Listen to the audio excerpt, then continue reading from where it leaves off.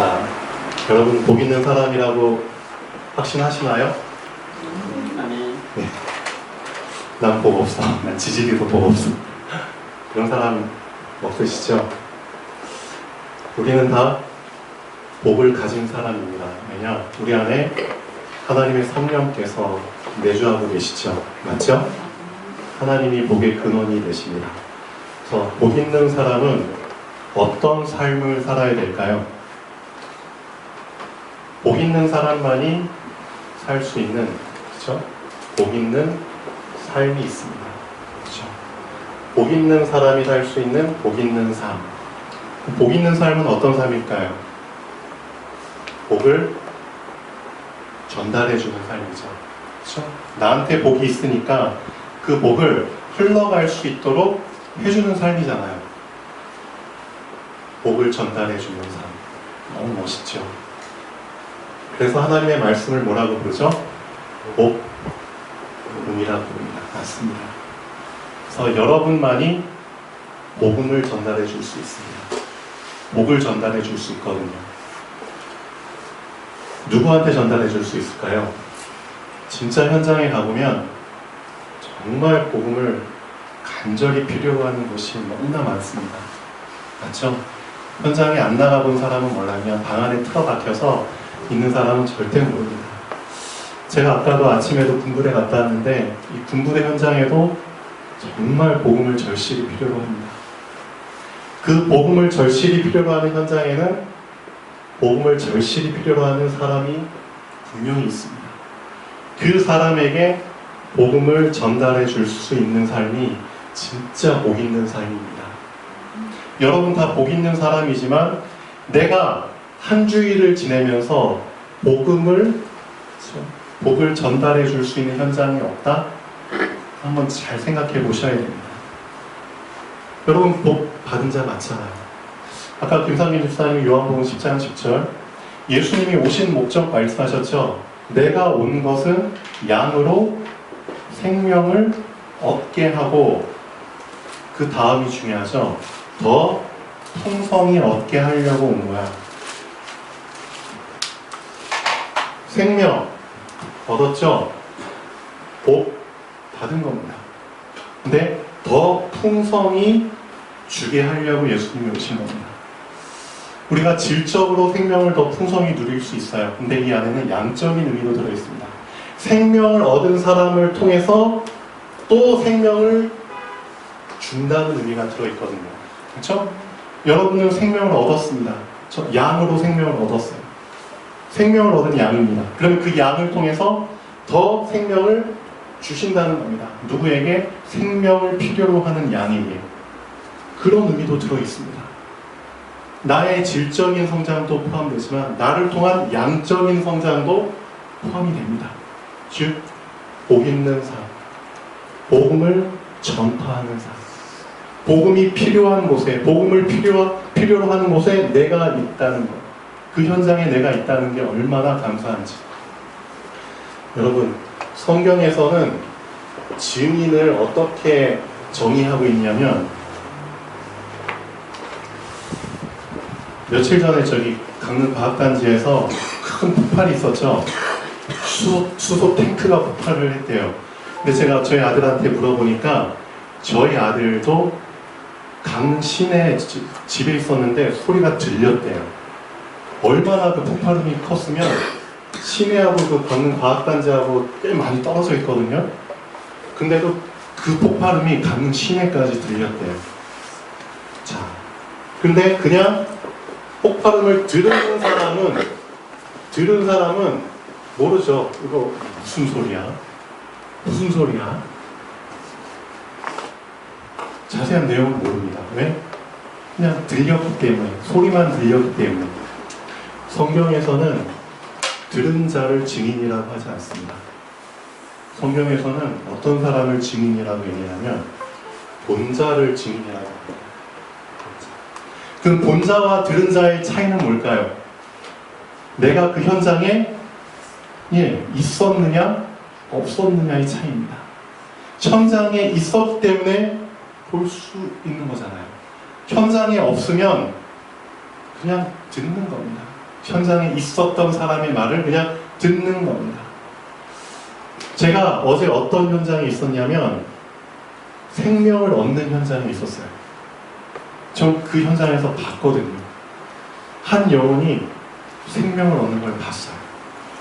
자, 제가 10년 전인가 청량역 지상의 청량역에서 지하에도 있지만 지상에도 있거든요. 근데 그 청량역 광장 앞에 보면은 옆에 뭐가 딱 서 있습니다. 전광판 같은 게 서 있는데요. 지금도 있나 모르겠어요. 한참 전에 봤는데 그 전광판에 뭐가 숫자로 나타나냐면 현재 우리나라 총 인구 숫자가 쭉 나오는 거죠. 5천만 명 넘었나요? 한 명 한 명 태어나면 숫자가 하나씩 올라가요. 한 명 한 명 사망하면 숫자가 떨어져요. 근데 그걸 보면서 제가 무슨 생각을 했냐면 천국도 마찬가지다. 아마 가보진 않았지만 분명히 천국에도 이런 전광판이 있을 것 같아요. 천국 시민권 가진 자 숫자. 자, 한 명 한 명 올라가면 좋겠죠. 천국 그 시민권 그 전광판 인구 숫자 한 명 한 명 올라가면 진짜 좋을 텐데 천국에 있는 모든 시민들이 백성들이 다 이거 보면서 그렇죠? 한 명이라도 더 올라가면 좋겠다. 근데 그 일을 누구한테 맡겼죠? 복 있는 사람, 그렇죠? 복 있는 삶을 사는 사람, 복을 전달해 주는 사람한테 맡겼는데 그걸 우리가 안 하면은 인구 안 올라가겠죠. 그렇죠? 그래서 천국의 인구를 늘릴 수 있는 그 삶이 진짜 복 있는 삶입니다. 내가 그 현장에 있으면 얼마나 감사할까요? 어제 이 교회에서 한 명이 새 생명을 얻었습니다. 이 교회 여러분 앉아있는 자리에서 뒤에 애들 놀이방이죠? 7살짜리 여자예요. 네, 나이 어리다고 무시하시면 안 됩니다. 어릴수록 복음 받을 때 더 깨끗하게 받습니다. 지저분하게 받지 않고요. 더 순수하게 액면 그대로 받습니다. 그래서 하나님은 우리한테 요구하시죠. 어린 아이와 같이 너희도 깨끗해라. 그렇죠? 그렇지 않으면 천국에 못 들어간다고 하셨죠. 더러운 것 들어있는 상태에서 복을 깨끗하게 받는 게 쉽지 않잖아요. 어제 우리 최욱 집사님이 그 어떤 여자의 남매예요. 초등학교 남자애하고 여자애인데 초등학교 남자애는 1학년이나 2학년 정도 된 것 같고 근데 그 남자애한테는 전에 몇 달 전에 그 아이 엄마가 좀 어디 갈 일이 생겨서 그 남자애를 저희 집에 잠깐 맡기고 갔거든요. 그때 저희 집에서 이제 주아가 최욱 집사님이 그 아이를 데리고 복음을 전했어요. 그리고 영접을 했어요. 근데 이 아이가 진짜 영접을 했는지 안 했는지 우리는 잘 모르잖아요. 근데 어제는 이 아이하고 이 여동생이 온 거예요, 교회에.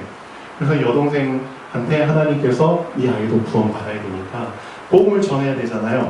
그래서 뒤에 데리고 가가지고 남자애하고 여자애 남매를 최영 집사가 같이 복음을 전해서 그림 메시지 책 하나씩 보여주면서. 근데 참 감사하게도 이 남자애가 기억을 하고 있는 거예요. 복음을 몇 달 전에 받았는데 그냥 건성으로 듣는 게 아니라 진짜 받은 거를 이 아이가 어제 말을 하더라고요. 그래서 생명책에 관련된 그림이 딱 나오는 페이지가 있거든요. 생명책. 이 생명책에 내 이름도 기록이 돼 있나 한번 보자. 최영선 집사가 이제 여기에 예수님을 영접하면 너희들 이름이 이렇게 기록이 돼. 한번 기록된 거는 절대 안 지워져. 그래요? 그러면 저 몇 달 전에 저 생명책 이름 기록했잖아요. 몇 달 전에 영접했잖아요. 분명히 제 이름이 여기 있을 거예요. 그렇죠? 그 남자의 그렇게. 그리고 나서 이 여자애한테도 동생한테도 그렇죠? 저도 예수님 마음속에 모셔드리면 제 이름이 여기 기록돼요? 기록돼. 같이 영접을 했어요. 제가 옆에 누워서 그 장면을 지켜봤어요. 근데 그 남자애가 이런 얘기를 해요. 정말 부끄러운 말이죠. 우리 어른들이 생각할 때는. 제가 혹시라도 하나님을 기억하지 못해도 하나님은 저를 계속 기억하시겠죠? 하나님은 계속 제 마음속에 계시겠죠? 그런 질문을 해요. 제대로 영접했다는 거잖아요. 제가 혹시 하나님을 놓쳐도 하나님은 저를 놓치지 않으시죠? 그런 의미의 질문이잖아요.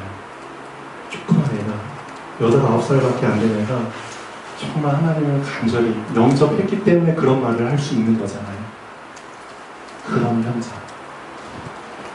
정말 내가 복 있는 자가 맞다면 복 있는 삶을 살아야 되잖아요.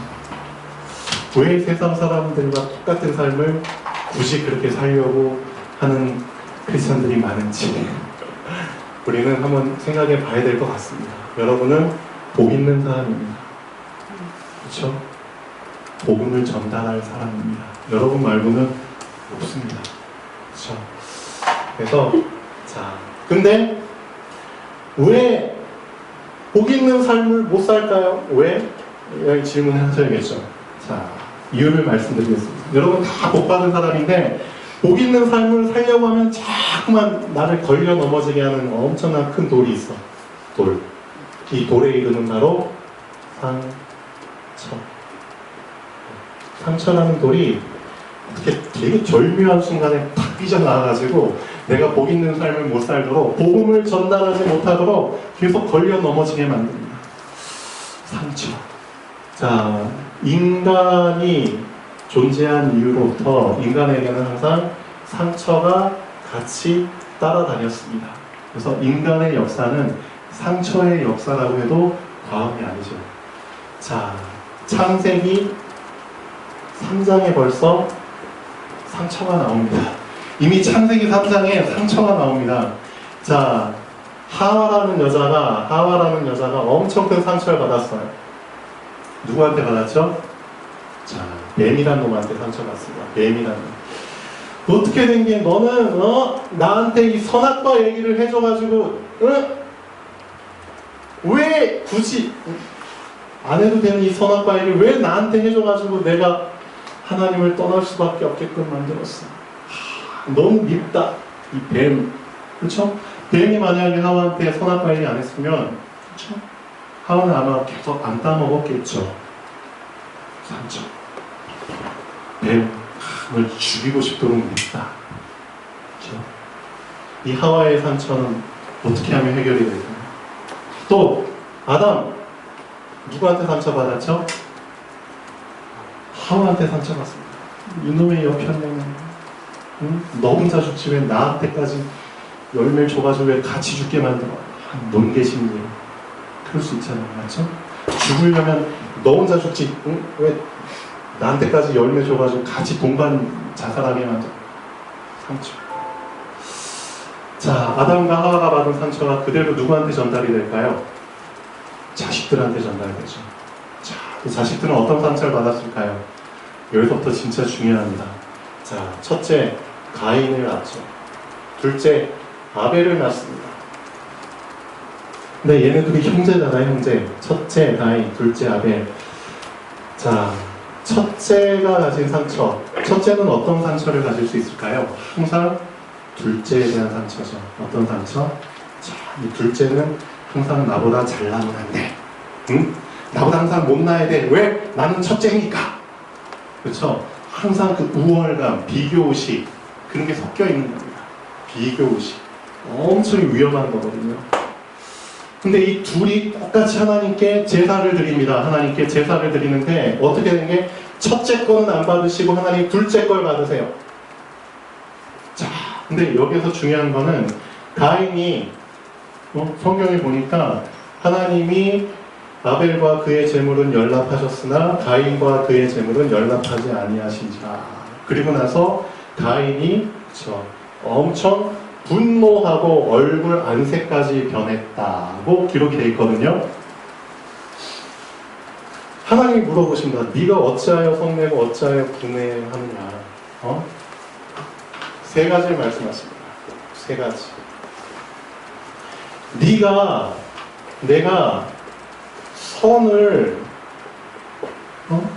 선을 행했으면 어찌 낯을 들지 못하겠느냐.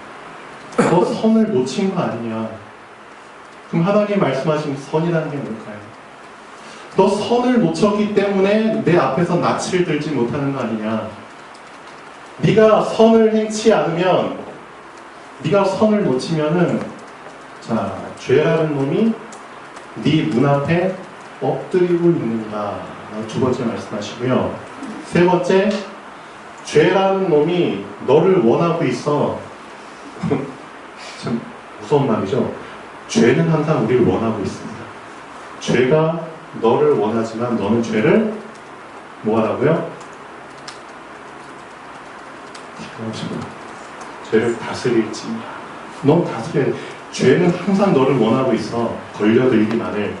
근데 너는 그 죄를 다스려야 돼. 이 세 가지를 말씀을 하셨는데 이 말씀을 듣고서도 가인은 뭘 하느냐? 아벨한테 가가지고 그대로 얘기를 한 다음에 들판에 나가서 아벨을 쳐 죽입니다. 그럼 여기에서 우리가 뭘 알 수 있죠? 가인이 아벨을 쳐 죽인 이유가 도대체 뭘까요? 하나님께서 가인의 제물을 받지 않으셔서 쳐 죽인 걸까요? 만약에 하나님께서 가인과 아벨의 제사를 둘 다 안 받으셨으면 가인은 아벨을 쳐 죽였을까요? 하나님 앞에서 화를 냈을까요? 안 냈겠죠. 제가 볼 때는 아마 안 냈을 겁니다. 가인이 화낸 이유는 하나님이 가인의 제물과 제사를 받지 않으셔서 화낸 게 아니라 아벨의 제사는 받으시고 자기 건 안 받으셔서 화를 낸 겁니다. 무서운 거죠. 비교의식. 만약에 아벨의 제사도 안 받으시면 가인 화낼 일 없죠. 근데 만약에 아벨의 제물과는 별개로 정말 아벨의 제사를 받든 안 받든 상관없이 정말 가인이 하나님 앞에서 중심으로 드렸는데 안 받으셨다? 그럼 화내는 게 당연하잖아요. 근데 그렇게 해서 화를 낸 게 아니라는 겁니다. 비교의식. 이게 진짜 무서운 겁니다. 이 비교의식이 정말 평생 상처로 남으면은 진짜 하나님 앞에서 내가 놓친 선, 내가 어떤 선을 놓쳤지? 거기에는 관심 없어요. 정말 중요한 거는 내가 놓친 선을 다시 회복하고 붙잡고 아는 게 더 중요한 건데 이 비교의식에 잡힌 사람은 이거에는 관심이 없어요. 그리고 무조건 딴 사람이 그렇죠, 잘하느냐 못하느냐, 딴 사람 건 받아주느냐 안 받아주느냐 거기에만 관심이 있습니다. 상처. 가인이 받은 상처거든요. 자, 왜 그 정신병자를, 정신문제 있는 사람한테 왜 창세기부터 성경 공부하라고 하는지 아셔야 됩니다. 창세기가 왜 중요하냐면요, 창세기 보면은 진짜 상처받은 사람들 계속 나옵니다. 아담부터 하와부터 상처받았잖아요. 상처받은 사람들의 역사입니다. 근데 창세기 성경의 특징이 뭐냐, 이 상처받은 사람들을 어떻게 하나님이 치유하시고 회복시켜 가는가가 나오거든요. 그 하나님의 방법을 창세기에서 얘기를 하고 있습니다. 그래서 그거를 그대로 계속 얘기해 주잖아요. 정신문제 있는 사람들, 상처 속에 눌린 사람들이 나도 모르게 치유가 됩니다. 회복이 됩니다. 그래서 창세기 진짜 중요합니다. 여러분도 알게 모르게, 그렇죠? 엄청난 상처의 산들이 아마 솟아 있을 겁니다.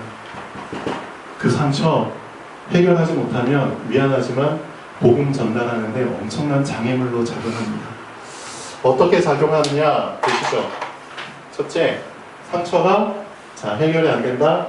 그러면 상처는 계속 깊은 곳으로 잠복해 들어갑니다. 깊은 곳으로. 없어진 게 아니라 없어진 것처럼 보이는데 나의 마음 깊은 곳에 자리 잡고 있습니다. 그리고 항상 뭘 노리고 있죠? 기회를 노리고 있습니다. 이 상처란 놈이 내 영적 상태를 진짜 잘 알아요. 내 영적 상태가 좀 삐리리해지거나 약해지거나 하면은 금방 솟아오르죠. 참 재밌죠? 엄청 결박기도 해요. 예수 그리스도 이름으로 사단은 물러가 쫙 계속 결박기도 해놓고서 실컷 결박기도 해놓고서 이제 과거에 받았던 상처를 얘기해요. 그럼 사단 입장에서는 되게 헷갈리죠. 아니 이놈 뭐야? 실컷 나 결박 시켜놓고 왜 다시 풀어줘? 사단 헷갈리게 만드는 거죠. 과거에 받았던 상처, 사람에게 그렇죠? 받았던 상처, 가정에서 받았던 상처들 그게 나도 모르게 계속 말로 나와요. 그럼 뭔지 아세요? 사단 다시 풀어주는 겁니다. 사단 실컷 결박했다가 다시 풀어주는 겁니다. 묶었다 풀어줬다. 사람도 되게 헷갈리죠. 화냅니다. 그냥 묶으려면 그냥 계속 묶지 왜 또 풀어줘. 예수님도 말씀하시잖아요. 네가 뜨겁거나 차갑거나 해라. 미지근하면 나도 뱉어낸다. 이게 진짜 알고 계셔야 됩니다. 깊은 곳으로 잠복. 이거 바이러스 질환 중에서도 이런 바이러스가 있어요. 단순 포진이라는 바이러스인데요. 이거 알고 계시나요? HSV라고 하는데 헤르페스 바이러스라고 들어보셨죠? 헤르페스 심플렉스 바이러스라고 하는데 이 바이러스는 어떤 특징이 있냐면은 우리 몸 속에 들어가 신경절 속에 들어가가지고 자 우리 몸 컨디션이 안 좋으면은 입술 주변 있죠? 입술 주변으로 나와가지고 여기에 작은 수포들을 만듭니다. 몸이 피곤하거나 그러면은 꼭 입술 주변에 여기 수포들 막 생기는 사람 있죠? 그러다 또 몸 괜찮아지면 또 없어져요. 몇 주 후에. 그리고 또 안 주면 또 나오고. 우리 안에 있는 바이러스는 아예 우리 몸 속에 있으면서 우리 몸의 상태를 완전히 다 받아버리잖아요. 다 인식할 수 있거든요. 여러분이 물 속에 들어가면은 물의 그 압력이나 그 상태를 온도를 다 몸 전체로 느끼는 것처럼 이 바이러스도 똑같아요. 우리 몸 상태를 몸 속에서 느끼면서 그렇죠? 아 내가 이제 나올 때가 됐구나. 그럼 또 나옵니다. 엄청나게 괴롭히죠. 똑같아요. 상처도 깊은 곳으로 잠복해 있다가 여지없이 나옵니다. 가장 중요한 순간이에요. 복음 전해야 되는 그렇죠. 복음이 드러나야 될 그 순간에 자꾸 나와서 걸림돌을 만들죠. 또 두 번째, 참 비슷한 상황이 오면 꼭 무너지죠. 그렇죠? 상처를 넘지 못하니까 비슷한 상황이 오면 너무 민감하게 반응을 해버립니다. 내가 과거에 받았던 상처와 비슷한 상황들이 막 펼쳐지잖아요. 그럼 그게 막 올라와요. 비슷한 상황이 나를 또 넘어뜨리게 만듭니다. 참 안타깝죠. 그리고 결국은 못 넘고 그 안에 주저앉는 겁니다. 가장 중요한 건 나의 영적인 성장이 멈춰버립니다. 상처를 해결하지 못하는 사람은 미안하지만 영적 성장이 멈춰버리게 됩니다. 이게 가장 위험한 겁니다. 영적 성장이 멈춰버리면 이것만큼 진짜 곤란한 게 없잖아요. 그래서 성경에서는 상처를 뛰어넘은 사람들 얘기하고 있거든요. 요셉 상처 뛰어넘었어. 모세, 다윗 다 뛰어넘었어. 그럼 어떻게 뛰어넘었냐 이거죠. 어떻게? 그렇죠? 나도 그걸 배워야 되잖아요. 첫째, 상처를 뛰어넘은 사람들의 특징. 자, 세 가지를 이해한 사람입니다. 세 가지를. 여러분도 이 세 가지를 분명히 내 것으로 이해하시면 뛰어넘을 수 있습니다. 첫 번째, 복음을 이해한 사람입니다. 복음이 무엇인지를 정말 이해한 사람입니다. 내가 지금 알고 있는 복음이 그런 수준의 복음이 아니라는 것. 이 복음이 어느 정도까지 능력의 복음인지를 이해한 사람입니다. 그래서 복음을 계속 깊이 알아가셔야 됩니다. 두 번째, 사람을 이해한 사람입니다. 사람. 그렇죠? 내 그 시야가 좁을수록 사람을 되게 오해하게 되거든요. 근데 복음을 진짜 깊이 넓게 이해하잖아요. 그 안에 다 하나님의 계획이 들어있고, 그렇죠? 엄청난 놀라운 깊은 뜻이 들어있다는 것을 알면은 사람을 이해하게 됩니다. 아, 사람은 그래서 복음이 필요할 수밖에 없구나. 그렇죠? 사람은 다 연약하구나. 그렇죠? 잘난 사람 하나도 없구나. 사람은 다 무너질 수밖에 없구나. 사람을 이해합니다. 그래서 여러분들 어릴 때는 막 부모님 이해 못하다가도 결혼하고 나니까 이제 부모님이 왜 이렇게 할 수밖에 없었는가를 그때 이해하게 되잖아요. 또 자식을 낳아보면 더 이해하게 되죠. 그겁니다. 사람을 이야기합니다. 세 번째, 사건을 이야기합니다. 사건. 나에게 일어난 사건. 이 사건 속에 감춰진 그렇죠. 분명한 계획을 이야기합니다. 사건을 피하진 않아요. 그렇죠? 사건에 걸려 넘어지진 않아요. 이해하니까. 이 세 가지를 이해하게 되면 상처를 뛰어넘을 수 있습니다. 여러분 진짜 꼭 붙잡으셔야 됩니다. 그래서 하나님의 말씀을 놓치지 말라고 하는 게 그렇죠. 뛰어넘을 수 있게 하는 힘이 되거든요. 복음 위에, 사람 위에, 사건 위에. 성경에 나온 렘넌트들 다 이 세 가지를 붙잡고 뛰어넘은 사람들입니다.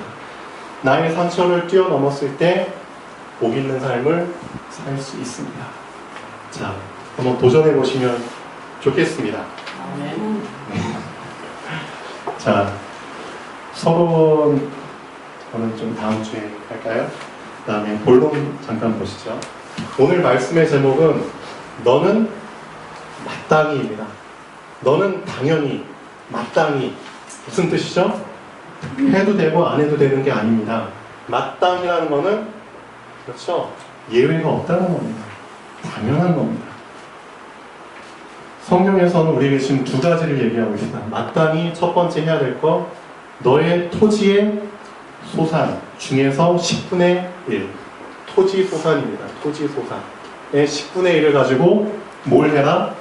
그건 너 것이 아니니까 하나님께 드려라. 하나님 거야. 원래는 다 하나님 거지만 하나님은 최소한도로 마지노선을 정했죠. 10분의 1. 그 이상 드리면 더 좋죠. 네. 그 이상 드리는 사람은 거의 없잖아요. 어쨌든 10분의 1이라도 그렇죠? 이거는 당연한 거야. 마땅한 거야. 네 거 아니야. 이걸 하나님께 드려라. 그렇죠? 엄청난 수확을 했어. 근데 이걸 드려야 될 성전이 가까운 데 있어. 그러면 이것들을 다 가지고 그렇죠? 쉽게 성전에 가서 바치고 성전 안에서 같이 즐겁게 먹고 마시고 하나님께 감사하고 찬양할 수 있죠. 근데 어떻게 되는 게 내가 있는 곳이 성전하고 멀어. 저 며칠 가야 돼. 근데 엄청난 소출을 하나님께서 응답으로 주셨어. 근데 이것들을 다 가져가려면 너무 힘들어. 자, 여기서 두 종류의 사람이 나옵니다. 자, 드러나진 않지만 그 사람의 속에 있는 게 이제 다 드러나게 되죠. 첫 번째, 어떤 사람이죠? 모든 수단 방법을 동원해서 이건 하나님 거니까 꼭 하나님께 드려야 돼. 어떻게든 나는 이 소출의 10분의 1을 하나님께 드릴 거야. 그 중심이 있는 사람은 방법을 꼭 찾아냅니다. 그래서 모세가 이런 방법을 제안하죠. 그거 우선 다 팔아. 다 팔아. 그러면 돈으로 바꿀 수 있잖아. 돈 가벼우니까 그 돈을 들고 성전에 가. 그래서 거기에서 다시 너가 사고 싶은 거 그 돈으로 사. 그리고 나서 하나님 앞에서 드리고 먹고 즐겨 감사하게. 이런 방법을 제안을 하죠. 근데 두 번째는 어떤 부류일까요? 뭐지? 너무 멀어. 근데 가려면 힘들어.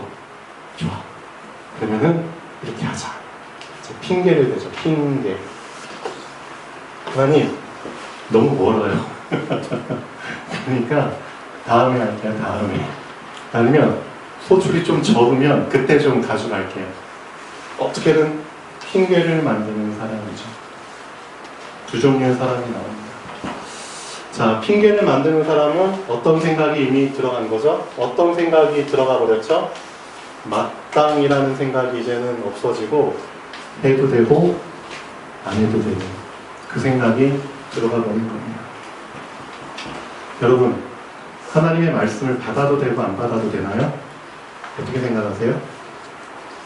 하나님을 믿어도 되고 안 믿어도 되나요? 어떻게 생각하세요? 예배 드려도 되고 안 드려도 되나요? 복음 받아도 되고 안 받아도 되나요? 어떻게 되죠 그럼? 안 받으면 죽는 겁니다. 사람들 그걸 모르고 있습니다. 다음에 너한테 더 큰 문제 갖다 줄 거야. 너가 하나님께 드릴 거 안 드렸기 때문에 난 당연히 너한테 더 큰 문제 갖다 줄 수 있어. 그럼 법적으로 가능한 거야. 법적으로. 하나님도 이거 법적으로 용인할 수밖에 없습니다. 왜? 하나님께 드릴 거를 안 드렸거든. 그럼 사람도 법적으로 더 큰 문제 갖다 주는 겁니다. 그게 무서운 겁니다. 여러분이 진짜 경제 규모가 얼마나 되든 그게 중요한 게 아닙니다. 경제 규모가 1년에 뭐 몇 억씩 되는 사람도 있을 거고요. 몇 천만 원, 몇 백만 원밖에 안 되는 사람도 있을 겁니다.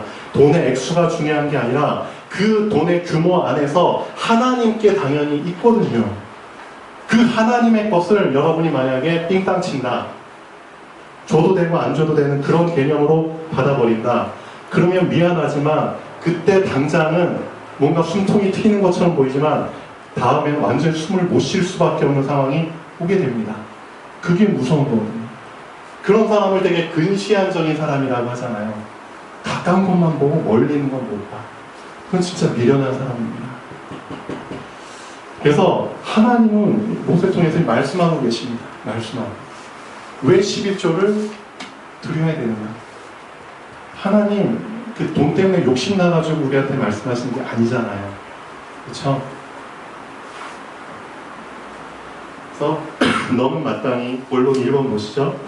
자, 11조를 드리는데 그렇게 해서 뭐 하라고요? 네 하나님 여호와 경외하기를 항상 배울 것입니다.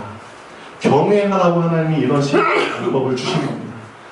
하나님 경외하는 걸 놓쳐버리잖아요. 그럼 하나님도 선택사항이 되어버리는 겁니다. 나 하나님 믿어도 되고 안 믿어도 되고. 그 사람의 인생이 어떻게 될까요? 자, 분명히 여러분의 중심이 어떻게 해서든 하나님의 것은 하나님께 드릴 수 있는, 그렇죠? 그것을 돈으로 바꾸어든 뭐 어떤 방법이든 그런 중심을 항상 지키시면 좋겠습니다. 그 다음에 두 번째, 또 하나님께서 우리에게 붙잡기를 원하시는 것. 자, 너는 절대 뭘 놓치지 말아라? 전도를 놓치지 말아라. 전도야. 하나님이 너에게 복을 주시는 이유는 전도를 위해서야. 너 자신이 더 풍성이 없는 것도 있지만 전도를 위해서 너에게 복을 주시는 거야. 그래서 매 3년 끝에 3년마다 한 번씩 뭐 하라고요? 그해 소산의 10분의 1. 그해 소산입니다. 토지 소산이 아니라 토지뿐만 아니라 다른 것들을 통해서도 이익이 나잖아요. 그럼 총 수익의 10분의 1을 뭐 하라고요?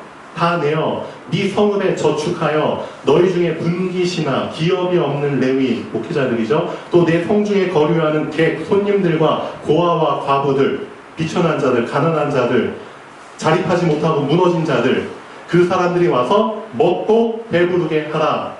전도잖아요. 그래서 여러분이 지금 매주 수요일마다 성남동 가서 하는 게 이겁니다. 하나님이 정말 기뻐하시는 겁니다. 삶이 무너진 자들. 그런 현장에 내가 있다는 것 자체가 얼마나 복된 삶인지요. 맞죠? 내가, 그렇죠? 능력도 없고 기능도 없지만 그 장소에 내가 같이 있다는 것만으로도 하나님은 기뻐하시는 겁니다. 어제 서부시장에서 부침개 캠프 하셨죠? 그렇죠? 얘기 들었습니다. 날 진짜 더운데도, 그렇죠? 거기 시장통에 떼약볕에, 그렇죠? 그늘도 없이 앉아 계신 노인분들, 할머님들 얼마나 힘드시겠어요. 날 더운데도 부침개 다 나눠드릴 때 얼마나 기쁜 마음으로 감사한 마음으로 다 드셨고 또 한 잔 더 주세요. 그렇죠? 그분들한테 얼마나 힘이 됐을까요? 그분들 마음이 알고 있겠죠. 아, 그래, 여기는 진짜 하나님의 복음을 전하는 곳이다.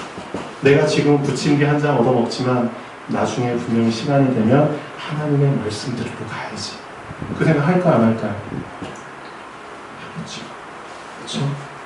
정말 귀한 겁니다. 근데 그 현장에 우리 정재수 권사님의 남편 되신 우리 총룡이 아버님이 한 달 전인가요? 그때는 이제 시간 나셔서 같이 가서 부침개도 같이 구워주시고, 그거 진짜 작은 일 아닙니다. 정말 자기 현장, 자기 사업이 있으신 분들이 시간 나면 다 쉬려고 하잖아요. 저도 그렇거든요. 얼마나 현장에서 힘들겠어요. 그런데도 그 현장 시간, 그렇죠? 쉴 수 있는 시간 반납하고 같이 어느 현장에 복음을 드릴 수 있는 현장, 복음이 필요한 현장에 가서 나의 시간을 들였다. 이거 진짜 11조, 엄청난 11조 개념입니다. 그 사람을 하나님 축복하실까 안 하실까? 당연히 하시겠지. 부족하지만 여기 있는 우리 성도님들 다 상황이에요. 다 천차만별입니다.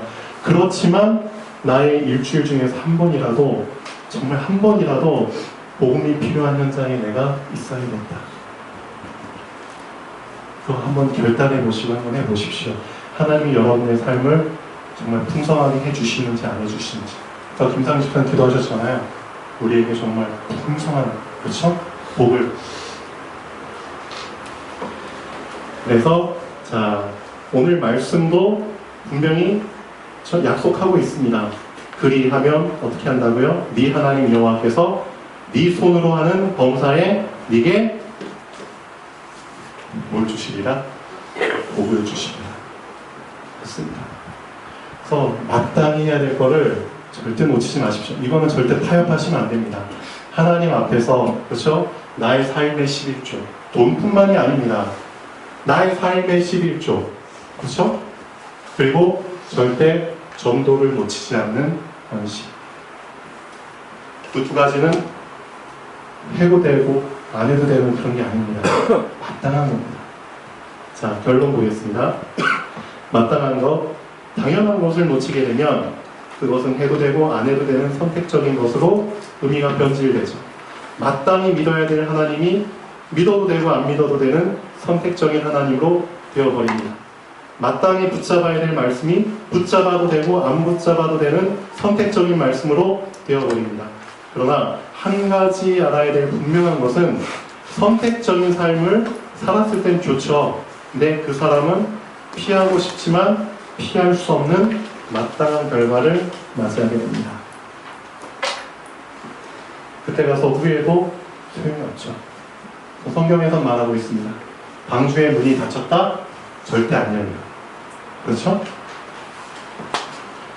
마지막, 복음은 선택이 아닙니다. 그렇죠? 복음을 선택적으로 믿으면 큰 코 다칩니다. 기도하겠습니다. 살아계신